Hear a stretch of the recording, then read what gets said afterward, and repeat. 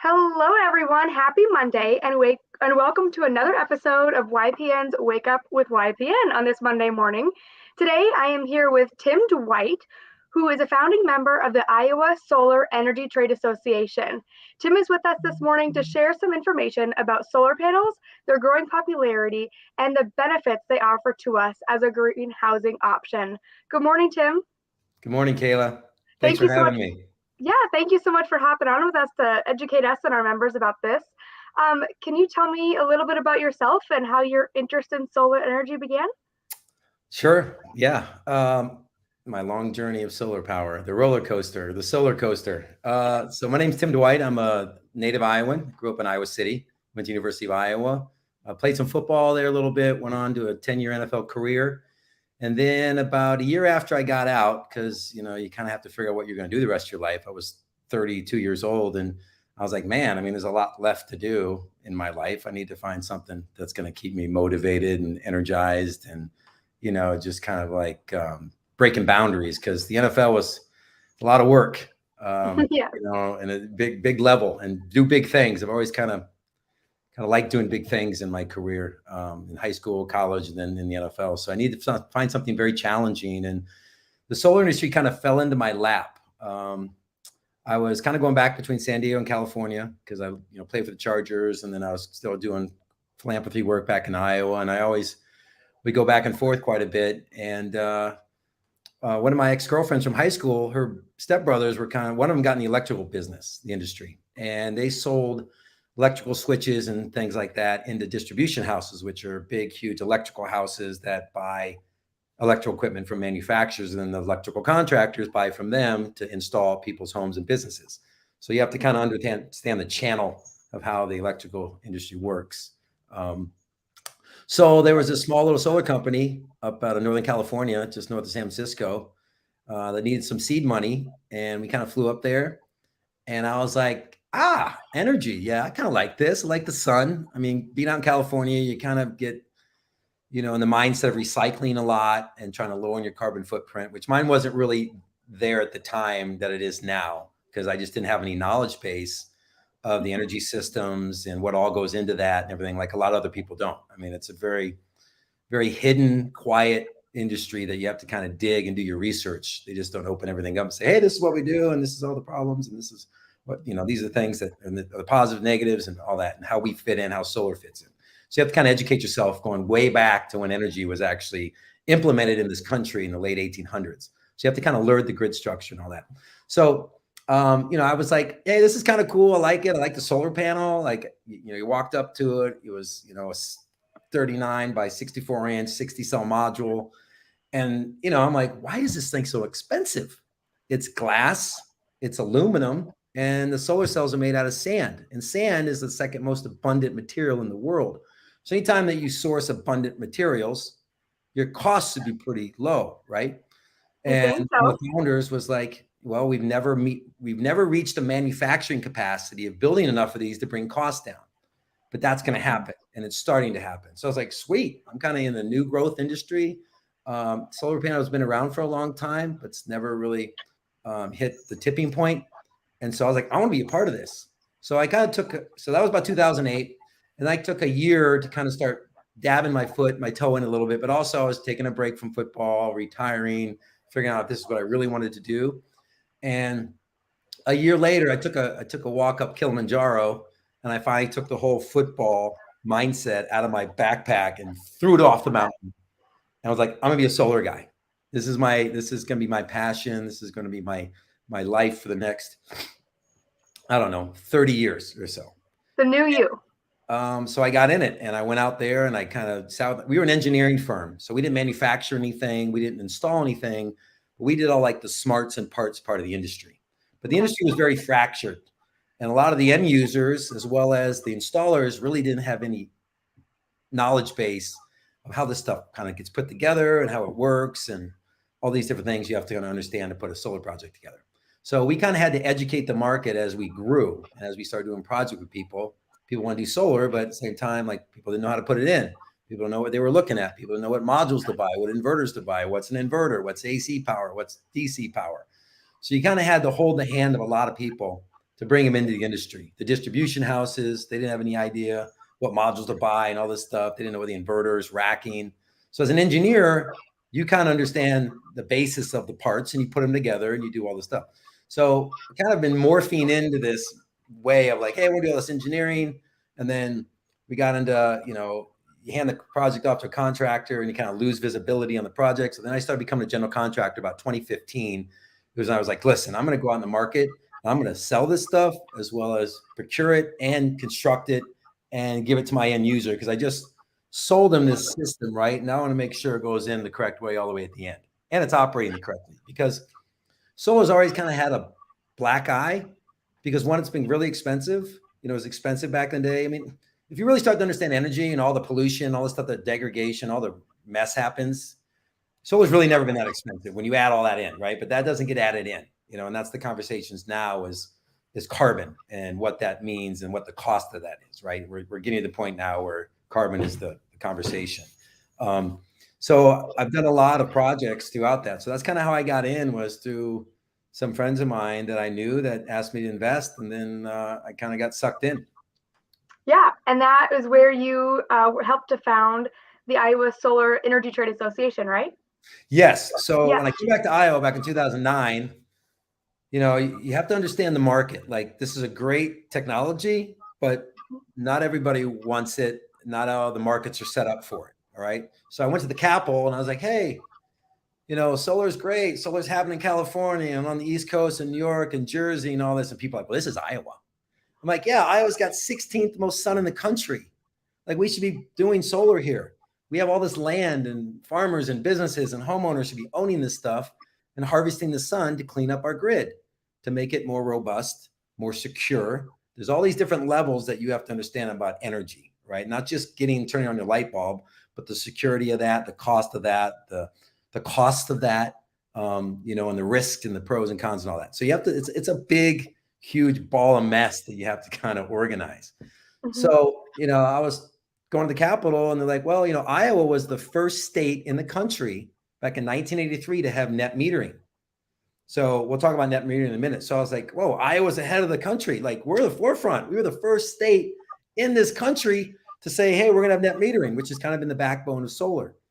And I was like, great, I'm going to go to the Capitol. We're going to do all the solar and stuff. And all of a sudden, Mid-America and Alliant were like, nope. What are you doing here? Why are you pushing solar? Blah, blah, this and that. And this is kind of right out of the recession. This is in the recession, right? Well, solar was on this huge trajectory, just exploding out of the recession. And you're like, oh, solar is expensive, huh? But like, everybody's investing in it. A lot of people are investing in it now to make it, more attainable and driving down cost. And that's what we've seen the last 15 years I've been in the industry. Is I used to buy modules for thousands of dollars. Now I buy them for $100 and some. The most expensive module I buy today is $250, and that's a big 500-watt module. Which when I got in the industry, the module was 175 watts. So I got in with the bag phone, right? Now we're starting to progress into this eventually.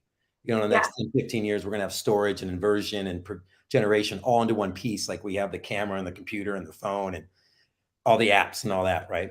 So we're getting there, but it's taking a while. Like, it took a while for the mobile phone from 1985 when it came into market to get it to where it was in the iPhone in 2006. So, you're talking 20 some years, right? And we're kind of on the second half of this 2-decade push to make this stuff really, really, really affordable. But we had a lot of hiccups and a lot of, so I was like, man, solar is great. Solar is great for the state of Iowa, but we have no representation up here because a lot of it is all legislation. Because utilities way back in the late 1800s, they own the market. They're a monopoly. So you have to go to the states to change anything through legislation or the utility boards. So I was like, man, I need to get a group of people together that care about this and want to do this. So we formed the Iowa Solar Trade Association. It used to be small wind and solar because there was a lot of small wind going on at the time in the early 2000s. And then the wind guys didn't really jump on because they were having problems with their turbines and they were burning up and there was no businesses to service them. And so we're kind of like, okay, guys, we need to kind of focus on solar because we're solar. So we changed it to Iowa Solar Energy Trade Association. So for 10 years, I went to the Capitol every session up there pushing solar like policy, expanding net metering to all of our utilities. We got a state tax credit passed back in 2012 because we got to bring, you need an industry, you need a little help from the government. You need the government to set the stage on the rules, but then also you need a little bit of help, right? So we created this tax credit. And so a tax credit is when you spend the money, you don't get money from the government, you just pay less taxes off your taxes to the government. But you created this benefit for the government. You created jobs, you created investment, you created savings for that person. And as you see, anytime you save money in your community, that money stays local. Well, most of our money goes out of state right now to Mid-American and Alliant, right? It doesn't stay local. So I want my money to stay local in the state.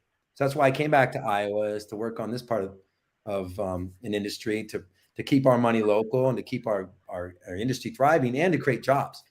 So I did a lot of policy work the last 10 years. I just stepped away about 2 years ago from being the president because I had a kid and I live down in Kansas City now. And I did my work. I did my 10 years of public service. Yeah, to get this thing sure. to help. And a lot of other people were involved in that too. So I've been on all the levels, engineering, not really the manufacturing side, but proposal side, bidding side, construction, legislation. So I've been, and to know your industry, I think you got to do that. You got to be able to see all the different parts and pieces and where you like to fit in, but also where you can help out to make it, better. Yeah, I think that's some really great background information that you were able to share with us, and the journey of the solar industry and kind of how it's changed and all of that. So moving on to how this is becoming a popular green housing option, can you explain how solar panels work on a more local or even homeowner level? Yes, of course. Awesome. Okay. Well, all right. So a solar panel, all right, is made out of glass, aluminum, and solar cells. Okay. And solar cells are semiconductors. So just like our computers, just like what we're talking on. So if you look back at the computer industry back in the late 70s to early 80s, when I was a young kid, it started to really, really boom. Well, every time it started to double in capacity, prices would drop like 80 some percent. And so when I learned this, I was like, gosh, solar is going to follow the same way because it's a semiconductor. It's the same thing as a computer. So it has dropped in price. As we've grown in manufacturing base, our prices have dropped. So a solar cell operates with direct current. Okay. And direct current is a flat line current. It's straight. And that's what comes out of our sun. So what happens is we bake these solar cells with all this semiconductor all these electrons in this material called boron. And when that photon, so you have to learn about all this stuff in back in elementary school, right? Yeah, this is where science comes in. That's why science is so important in school, because it surrounds our life, even though we take everything kind of for granted. So the sun kicks out photons, which is direct current, and it hits that solar cell and it pops off an electron. And it just does that all the time, constantly. So that's why solar cells degrade. It's because they bake out, you start to eventually bake out all the electrons, but you bake it out for a very long time at a very low rate. It's very consistent, solar. That was the one thing I really enjoyed about getting into solar. It's a very bankable technology. It doesn't break down really. It takes a long time. We have solar modules in the market that have been working over 60 some years now at 70 to 60% of the capacity, which is huge. And usually you don't have to do anything to a solar panel. You have to put more work back into it. So there's really not a lot of money spent to maintain them. So that felt me very comfortable. So you have a solar cell, a solar module made of all these cells, right? So when the photons hit that, it creates a photovoltaic effect, and that kicks off electron. And we grab these electrons in a circuit, okay, in all your panels, and then we punch it into an inverter. And that inverter then takes that direct current and changes into alternating current, which is what our grid's built off. So it basically synchronizes with the grid. So the inverter is a very important part of making that sun energy change into usable energy in our electrical system. Because back in the 1950s, we were trying to go, okay, do we go DC or do we go AC? Well, we decided to go AC. And there's a lot of reasons for that. So we have to integrate this DC power into an AC grid. So what you do is you figure out how many usages what's your usage for the year, and then you build out a solar system that will push out much power that for the year. Now there are certain times of the year that we push out a lot more power. All right. Yep. But you have to get into construction too. You have to understand roofing, your subroof, your asphalt shingles, your tile shingles. You have to understand construction, like weight and all that. Solar panels are very, very low weight. It's about 2.5 pounds a square foot. Your house usually takes about 30 pounds a square foot. So very light, very light. Used to be a lot heavier when the wafers were bigger, but now they're slicing them really thin. So you have to have racking that attaches into your members. Now we have racking now that we have more lag screws that go in that don't have to find your members, your rafters up there, because we have to tie into something to make these things strong. Because through the derecho in Iowa, barely any of our solar systems were destroyed. They all stayed on the roofs because we make the roof stronger. So so building more on your roof and tying all this in makes it stronger. So you have standoffs, like little feet that come off your roof. Then you have a rail, and then you have a module that goes down on top of that. And then sometimes you have micro inverters that are behind there, or you have a string inverter. So you can get into some more of that technology. And then you have monitoring, right? Back in the 70s when solar came on, we didn't have the internet. So we couldn't monitor these systems.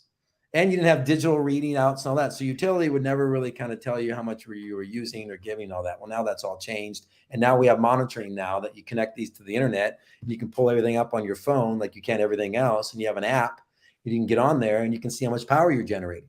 So typically we make our most power in solar in March through September, because that's when the sun is the highest and we have the longer sun days. Like right now, the last 2 months, our sun days have been pretty short.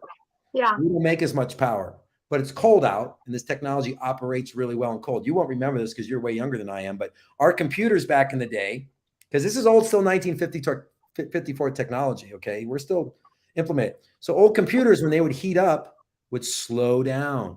So in the summer times, our solar panels heat up, they get less efficient, but they make more power over time because they have more sun input, because they have more sun hours.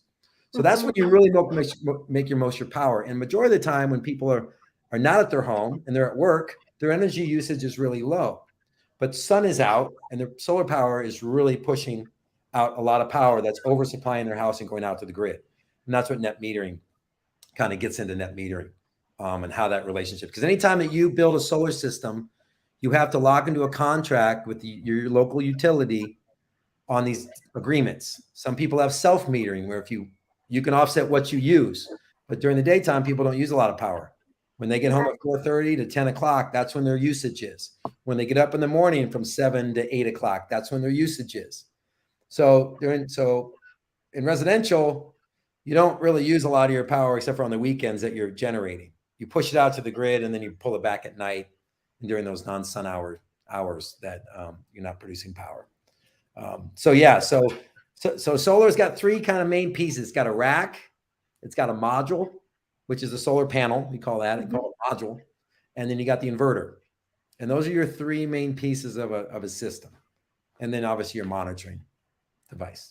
Well, you explain it in such a simple way. And I know to me, it seems all very complex, but you're great at explaining it. And I love the blast from the past, like a really almost like elementary level science lesson, but it does so much more. It's very good. So as a realtor, and yes, lots of practice, I'm sure. Yeah. What advice would you have if our clients, either new buyers were considering putting solar panels in, or sellers who already have solar panels and wonder what value they may have added to their home? What would you say to those realtors who are trying to learn about how to educate their clients now? Get your client to go solar. It's cheaper to buy energy from the sun or build these systems than it is to buy energy from utility. And you have to kind of look at solar. It's interesting, like when you talk to people about solar, everybody's like, what's your payback? What's your payback? What's your payback? Okay, well, when you buy a CD at 3% return on your money, you don't ask what my payback is. You ask what my return is, right? So you have to look at solar at different ways, all right? And solar is a great investment. Most of our investor-owned utilities, Alliant, Mid-American, your investment is at least a 10% return on your money. Now that's pretty good, 10% return. Now in other markets, some other markets around the state, it can be like a 20% return or so. So the investment is there. You get a federal credit, you don't get a state credit anymore. And you get, depending on your interconnection agreements, you get your value for what the energy that you use as well as what you produce. And we always look for net metering. You have to have kind of a net metering market, because that means net metering means if you push energy out to the grid, the utility buys that at the retail rate, and then you buy back at night at the retail rate. And then at the end of the year, you pretty much are 0 to 0. So I tell everybody they got to be going solar. And I'm saying that because, I do solar, but it's a great investment. I mean, you put your money in, you build your system, and your system, if it's done correctly, should run for 35 years. And I know most people don't live in their homes a long time now, but if you do have this system on your home and you've lowered your energy costs and fixed them for, say, 35 years or 25 years or 30 years, you created a value add to your house. So if you ever wanted to sell your house at year, say 4 or 5, you can say, well, here's what my house is worth, but I also have this value add here, the solar energy that you have no energy bills. So I've created more value of your home. So your home is more valuable with solar on it. If you look at the data, homes have sold for more value with solar than non-solar homes. Plus, if you want to put your money somewhere, well, why not put it into something that's going to at least make you 10%? You're going to put it in a CD that makes you 3% in a bank. You're going to put it in a savings account that's going to make you 0.5%. You're going to put it in the market that's going up and down like this. I mean, the stock market. So it's a bankable technology where you see your benefits right away, and it's there. I mean, at least I invest my money at least at 10% returns. And if we're at 10% or better, people should be investing. And you're part of the solution to the climate issue, as well as you're creating jobs in your local area. You're cleaning your air. You're making your house more valuable. And it's pretty cool generating your own power. Yeah, that's really good. We have a viewer question from someone watching live. What are some resources we can direct clients to help educate them on the benefits of solar, aside from just telling them ourselves? We can go to our website, iseta.org. That's one place you can do that. I learned some of this stuff online. You can go to SEIA.org, SEIA. That's the Solar Energy Industries Association. So that's up at the federal level. But they have a lot of good information, especially now on the Inflation Act. The tax credit went from like a 10% to 0% for residential. Now it's back up to 30% for the next 10 years. That's one way you could do it. NREL is another one, the National Renewable Energy Labs, NREL.org. That's another place you can do it. And then Iowa came out with an Iowa solar book that you can go to, the Iowa Energy Center, which used to give 0% loans out to a certain percentage of what you would finance. They have this energy book that you can look for. Awesome. Those are great resources that we can kind of pass along the information to people who are wanting to learn more, because we are not all experts like you are, but we can definitely get them to the right places. Well, I'm not an expert realtor either, so well, I know my lane and I stay in it. We'll count on you for solar energy, and you can count on us for the housing industry. So I know you mentioned that we're the 16th sunniest state in the nation, right? Yes. Which is crazy to me, especially coming out of the cold winter season to think about. But you are probably right, because we have to be pretty sunny to be able to have such a great agricultural industry here. Sun, yes. Yeah. But for if someone's saying like, hey, I have a home, but I'm covered by trees. I don't have a lot of sun where I live or where my house is or at my property. Community solar is starting to pop up. Can you explain that a little bit? Yes. Yeah. So, not everybody's a candidate for solar, even though it's a great technology, because, especially like when I was telling you earlier, here in Kansas City, I live in kind of like the urban area, right? Like the old Kansas City. Well, the trees down here are huge, and there are leaves everywhere. I think I've had leaves for like 6 months blowing all over my house. And I guess the guys are supposed to be coming cleaning up, and they do, but then more show up. I don't know where they come from. So you have to have a solar window, and facing south, since we're in the northern hemisphere, we always want to face south, and because you get the sun all day long, right? These are fixed units on your roof. So they don't track the sun mechanically, but they do track the sun electrically. And that's called maximum power point tracking, which is a whole other discussion on technology, which came out in the 1960s on our satellites with Van Allen in space. Oh yeah. Solar started kind of like with NASA and Van Allen from Iowa. It's so weird. Like I'm in solar and I went to Iowa and Van Allen's, and the Van Allen rings and the satellites and all the solar panels they had on them and everything. And, solar powers our space station up there and all this stuff. So it's really interesting how things kind of like fit in. Such a small world in so many ways. So you have to kind of look at your sun window. And if you have a lot of growth, then it cuts down on production because we want yield, right? You want to yield as much energy as possible. So you want to have a good wide open window and you want to be facing the majority of it south. I mean, you can be solar south and you can be east and west because our prices have come down so much now that even though you don't get as much production, it's still a pretty good investment, even if you face east and west.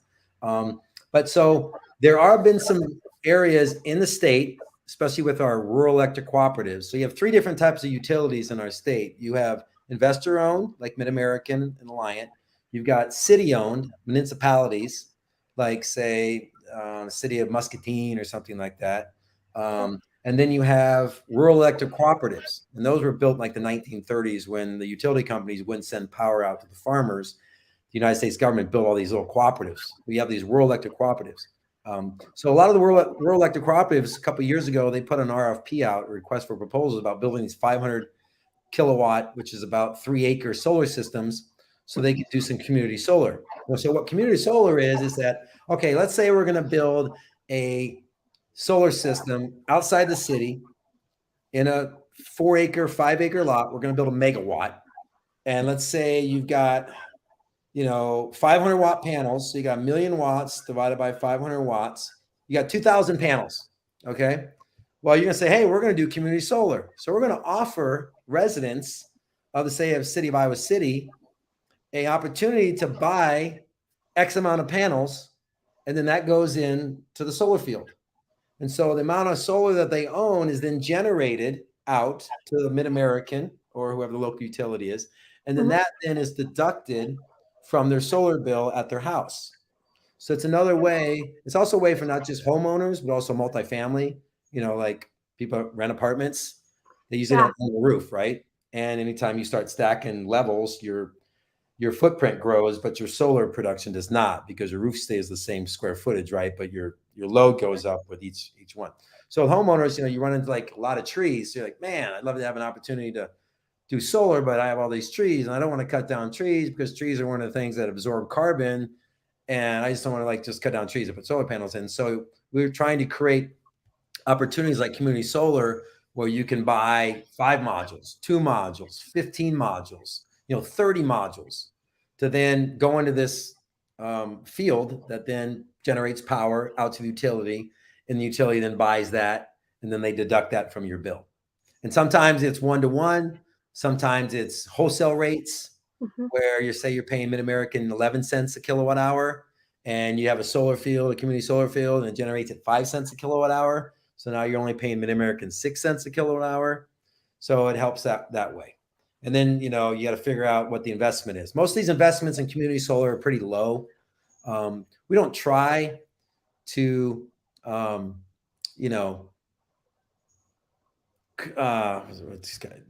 devalue this energy. But anytime you go outside the grid, it's bought at a lower cost.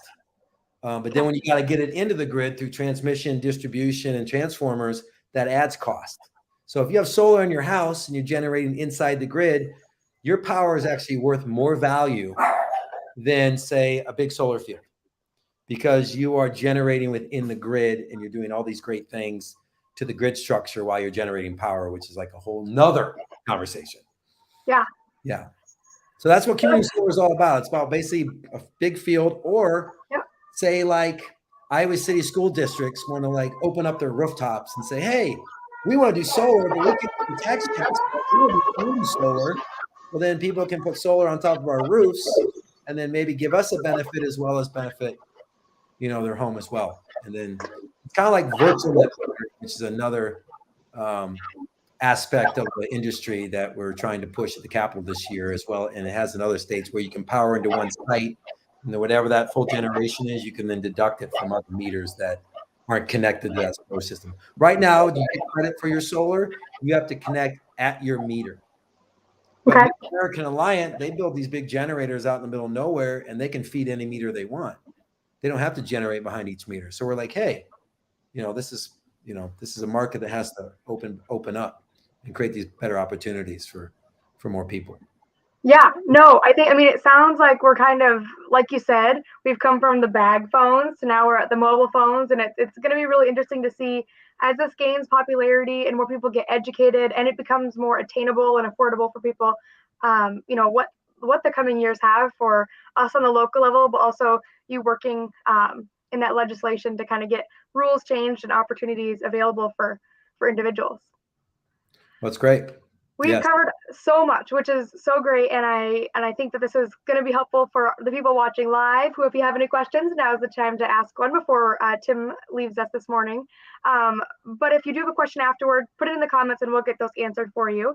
Tim, do you have anything that you'd like to cover, like that we've missed, that you think is a big topic to hit on? Well, the process. There's a process to this. Okay, so if you're out there, you need to get at least 3 bids from solar contractors, and they're going to come in, they're going to look at your electrical box, they're going to look at your roof, they're going to look at your sun window, they're going to look at all your usage, you're going to add all that up, and they're going to try to design and put as much solar on as you can to offset you 100%. All right. Okay.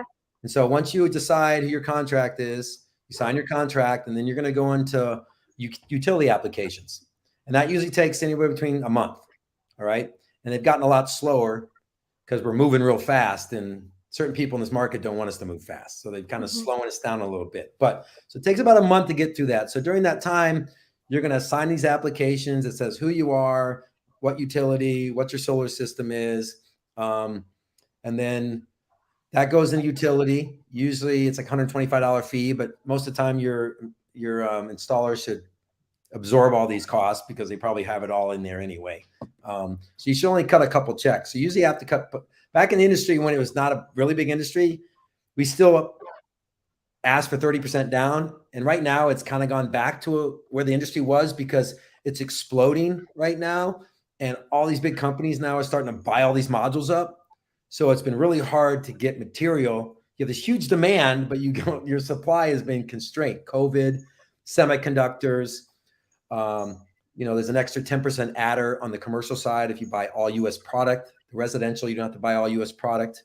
We try to buy all U.S. product, but this industry has been beat down here in the U.S. Other countries are kind of dictatorships, like China. They can do what they want, right? We're going to push solar, so they just give all this money to these manufacturers, and they build all this huge manufacturing base. I mean, it really dwarfs the manufacturing base of the United States. I mean, it's not even on the same page. We have to catch up. So it's going to take about a month to go through that, and then you really don't have to do that. Once you sign your contract, your installer should pretty much take everything, your applications, and then they're going to develop an engineering set. You should schedule time with them, or they should schedule time with you to overlook at that, where your modules are going, what modules and inverters you have. Educate yourself on good modules, because everybody tries to get into a new industry where you're going to have losers and winners, right? Some people are going to cut on glue or not a good encapsulation. Other companies are going to go, hey, we want to make a really good module. Like LG made a really, really good module, right? But they were kind of expensive. And everybody then wants the cheap and the big returns. So they kind of lost the market. So they're kind of out of the market. But they still have modules out there you can buy that they'll back their warranties and everything. Q-Cells is a good module. They're doing manufacturing here now. Jinko's doing manufacturing here now in the States. SunPower is a really good module. They've been around since the 80s, but they're kind of expensive. There's a couple other ones. There's different technologies. There's crystalline modules. There's thin film modules. There's SIGs modules. So you have to kind of understand these. We do a crystalline module. So it does the UVA light, where it kind of like more of the sunlight, where there's a technology that says thin film, which is more the thermal. But you want more of the crystalline. That makes a lot more power. Might be a little more cost, but they're a lot more efficient than some of these other technologies that are slowly getting there. So then once you look over your plan, you say, okay, this looks great. And then utility is going to say, all right, we approve your product. Go ahead and build it. Well, then the installer is probably going to ask for another down payment, a certain amount. So then they're going to buy everything, get it there. That takes about 2 weeks. And then for a home, it usually takes about 2 to 3 days to install. Depending on how good of an installer you are, if you do homes, consistently, you should put a 30 module system up in about 2 days. And then an electrician comes in behind that and then brings the wires down, put your disconnect switch by your meter, because we have to have this switch by the meter by law. And then you either tap into your electrical box or you tap into a box between your meter and your electrical box, depending how big you go. Because there's certain rules of how much energy you can push into these boxes, or they'll catch on fire and blow up. So we have to be careful of that. So then, once you and during that time, like once you get approval by the utility, your installer is going to apply for your permit. The local jurisdiction that approves building permits, you have to get a building or electrical permit. So you have to get that, which usually takes, a day or two, if that. Sometimes it's quicker than that. We have a good electronic system in Iowa. You can pull them really quick. Some other areas, they kind of have to review it, especially if you're in a historical area. You have to kind of go through that process. And then once that's kind of done, you pull a permit, they order, they install, and then they commission. And commission is basically, revving the system up, checking all your inverters. If you have micro inverters, making sure they're all in the right critical code. And then you have, and then after that, you have a final inspection by the AHJ, which your electrical contractor, your contractor will then schedule. And then after that, you got to get some pictures in and this final permit back to the utility. And then they schedule a witness test. And that can take about 2 weeks to schedule. And then they come out and they schedule it. And if they pass it, then everything's good. Your contractor should come back and say, hey, here's your system. Here's what it looks like. Here's your modules, your inverter. Here's your monitoring. Breaks everything down. Here's our final invoice. And away you go. So residential goes pretty quick. You should, from start to finish, maybe 2 to 3 months, 2 months, maybe or so.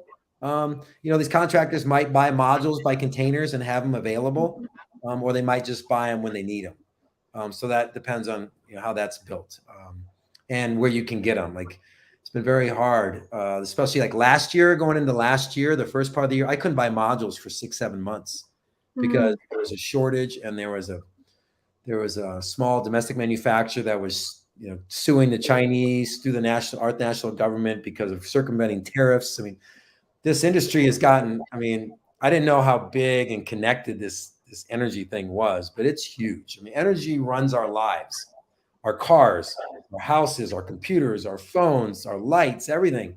So it's a lot of people that are involved, a lot of things at stake, and a lot of money that goes in and out of this stuff. And so when you're starting a new industry or a new portion of an industry that kind of is taking over areas that have been solidified and been entrenched for decades, things get heated. Things get sometimes nasty too. But you got to go solar. It's more expensive for you to buy energy, especially with natural gas prices now. I mean, my natural gas bill in Iowa City is like $400 or $500.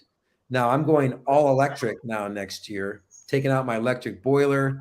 I'm going heat pumps with mini splits. I'm putting about 17 kW on my solar barn. I've got a battery. Battery's another thing that we should probably discuss just real quick. Okay.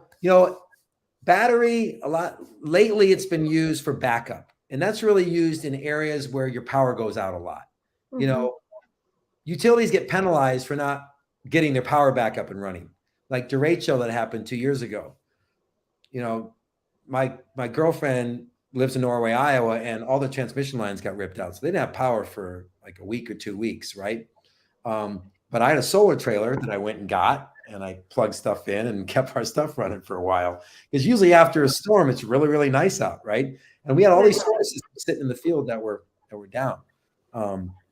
So for a battery has been used a lot for backup when the grid goes down. Majority of the people, especially in the investor-owned utility, your energy doesn't go down a lot, right? Well, now the battery is getting to the point where it's starting to scale. It's like solar scaled through the electric car, that technology, as well as just more implementation in certain markets that have high energy rates. When you have a high energy rate, usually technology that's expensive usually taps into that. And as it gets cheaper, it starts to go into lower energy costs. So the battery's about a year or two out from being really, really, affordable. If you're paying 16, 17 cents a kilowatt hour, which there are certain markets in Iowa that you are, it's definitely there for you. If you're paying 9 to 10 cents, it's about 10 years away. In those other markets, it's about 6 years away or so. But these batteries will last 20 years, especially if you design them right and the way you use them. So what happens is in a battery is that you basically use your battery at nighttime. So during the daytime, like right now, your battery is starting to fill up from your use, as well as you build a little more extra solar to run your house on your solar. And the extra the remaining solar goes into your battery. And then about 4:30, 5 o'clock, when your sun's going down and your solar panels aren't generating as much, your battery kicks in. And then that will run you, through the bulk of your night. And then when you go to bed, your usage goes really low, and then it runs you all the way to about 7, 8 o'clock in the morning, and then it shuts off, and then your solar kicks back in, and it fills your batteries back. Now, rule of thumb, to fill a battery, you need about 3 sun hours to fill that, because sometimes it gets cloudy someday. You need those extra 4, 5, 6 hours to fill that battery up. It's really cloudy. When it's really, really cloudy, your systems do about 30% of the capacity. When it's partly cloudy, they're up to 50 to 70%. And obviously when it's sunny, they max out full. And our sun window full max is from 10 a.m. to 3 o'clock in the afternoon. That's when the sun's the highest, when you make your most power. So the first couple hours, you're basically powering your battery up, and then you're going to use it down the road. And so most homes do about 30 kilowatt hour usages a day.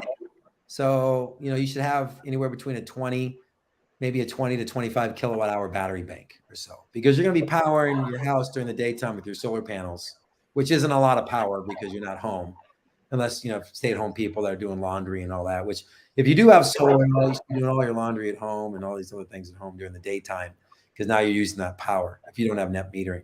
But mostly people go to work and can't run home for lunch and do their laundry and then run back and do that, right? They do everything between 5 o'clock to 9 o'clock at night. So that's when your battery really, really jumps in. And there's different manufacturers, like Tesla's got a really good battery. Enphase, they're a microinverter manufacturer. They have a really good battery. There's some other batteries called EJ4 that's really good out there. And they come in these 5 kilowatt hour blocks. And you just stack them up. You need 6 of them for a 30 kilowatt hour bank. And they're about 18 inches by 18 inches by about 7, 8 inches. They weigh they're kind of heavy. They might be weigh 50, 60 pounds, and you start stacking those up. So I have a battery that's sitting in my house right now. It's a 15 kW, 15,000. If I pulled 1,000 watts over an hour, it'd run me 15 hours.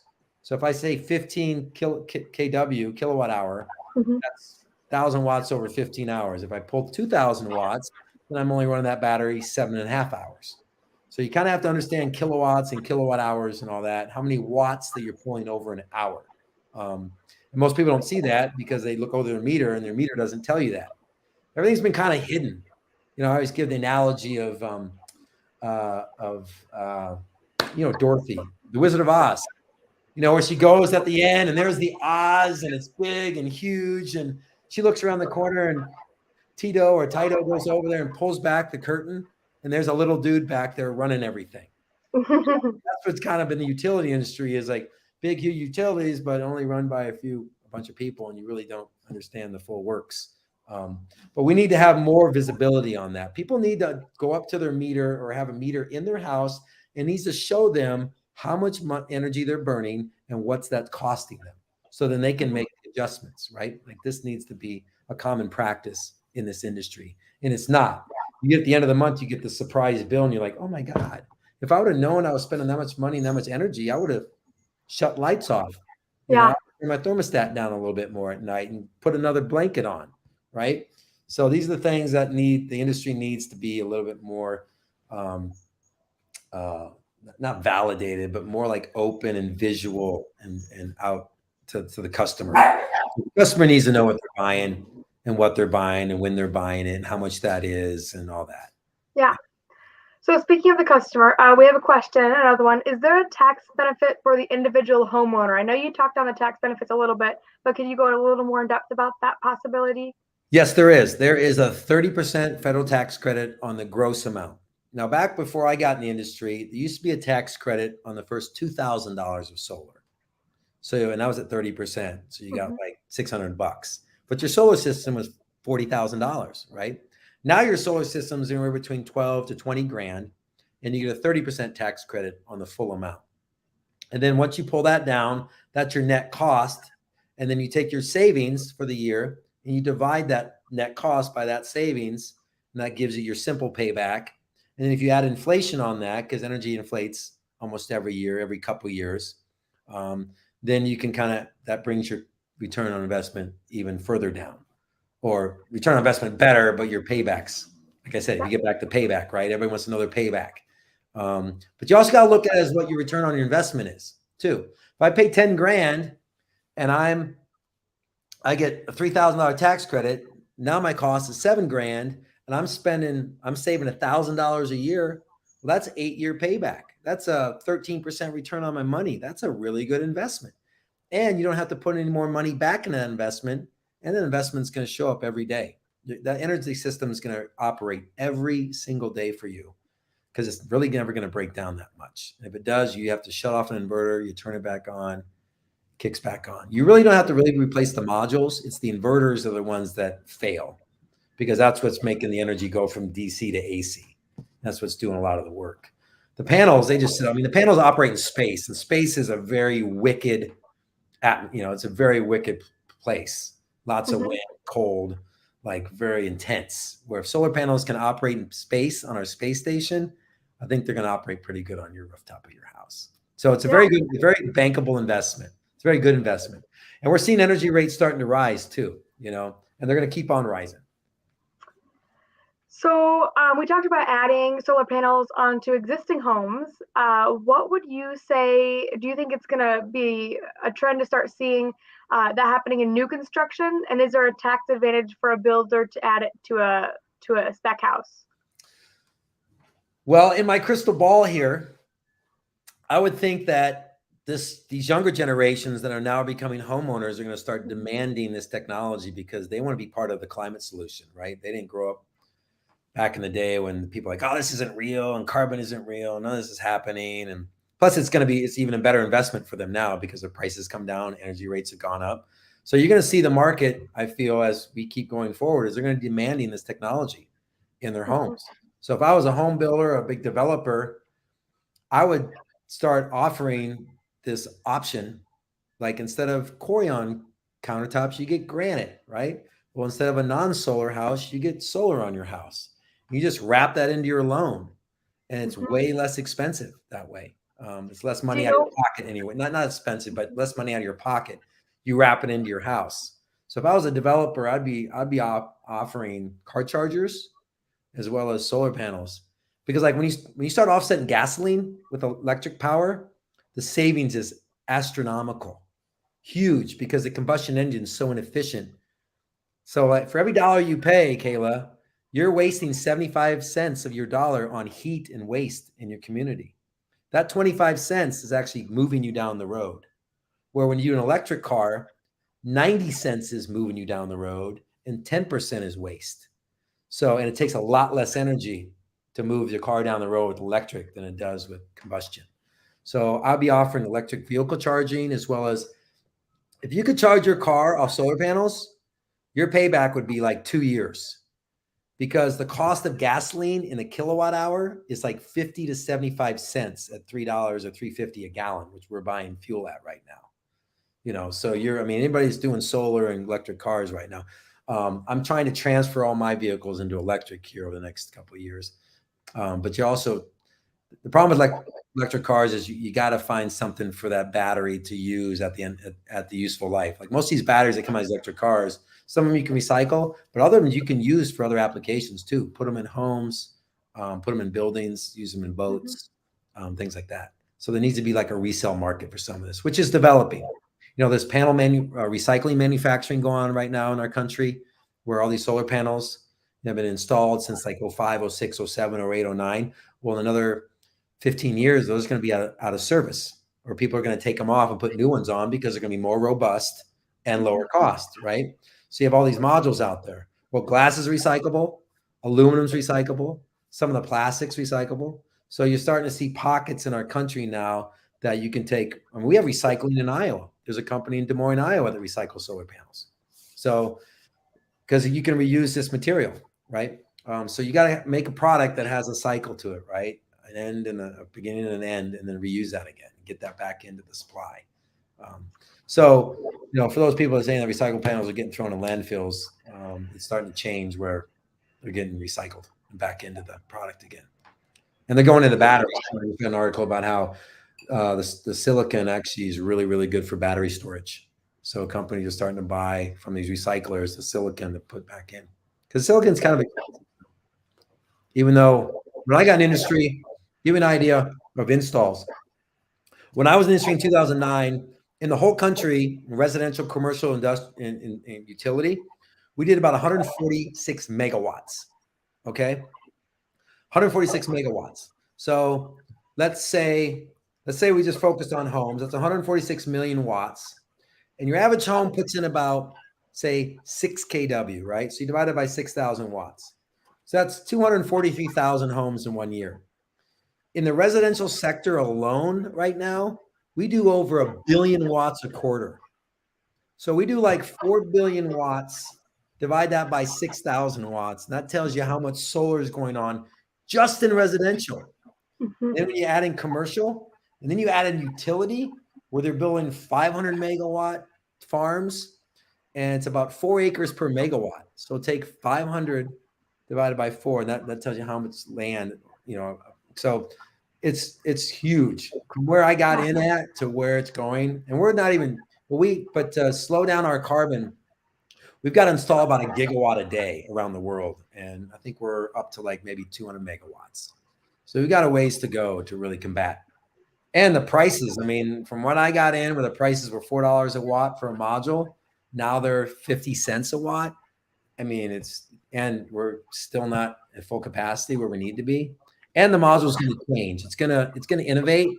We're going to put storage in it. We're going to put inverter in it. You're going to put it up one time and not have to worry about all this other stuff in the future. You're not going to have like a camera and a phone, right? You used to have a phone, and then you had a camera. Well, you had a camcorder and a camera and a phone. Now you have a camcorder, a camera, a phone, a computer. Like, if I would have been selling this technology like I'm selling solar the last 10 years, sold this technology back in the 80s, people are like, yo, put that guy in jail. He's a Looney Tune. There's no way. And a calculator, right? And a calculator. Do you remember when the teachers used to say you wouldn't walk around with a calculator in your pocket, so you had to learn your multiplication table? Yeah, well, then it went to the watch, right? Now you got the Apple Watch, where it tells women when they're ovulating. When you get in a car accident, like, it's incredible technology. It jumps, it makes these leaps and bounds. It's not linear. And solar is kind of not linear either. This technology is going to evolve pretty quickly here as new minds get into this industry and go, hey, I mean, give you a prime example. Like, we used to have transformers. Transformer like lowers voltage, lowers and higher voltage. The voltage is about like push. So if I pushed you lightly, that's low voltage. If I pushed you really hard, that's high voltage. All right. So that's why every house and every building have this voltage, these transformers outside, because they got to step down the voltage, because to push the voltage around our towns, you have to have a lot of voltage. Well, to push it in your house, we don't want to push all that voltage in your house. It'll blow your house up. So we got to step it down to 240 volts. So these smart guys came in the industry about 5-6 years ago. Why are you guys doing transformers? Why don't you make your inverters transformerless? So mostly all the inverters now are transformerless, which one has reduced costs, has increased efficiency, and made things reduce costs in a couple ways, not just the transformer, but shipping. Now one person can pick the inverter up and stick it on the wall if it's a central inverter. Before, you used to have 2 people because they're really heavy, because transformers are really heavy. So just little things like that have made the industry a lot more efficient, more cost effective. And you've seen that racking's changed a lot.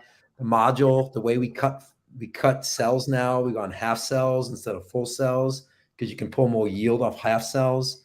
There's different technologies are happening in the cell that's making the big strides on efficiency. So everything's kind of going the right way, but it's been kind of a roller coaster ride. We've had tariffs. You had net metering in certain markets.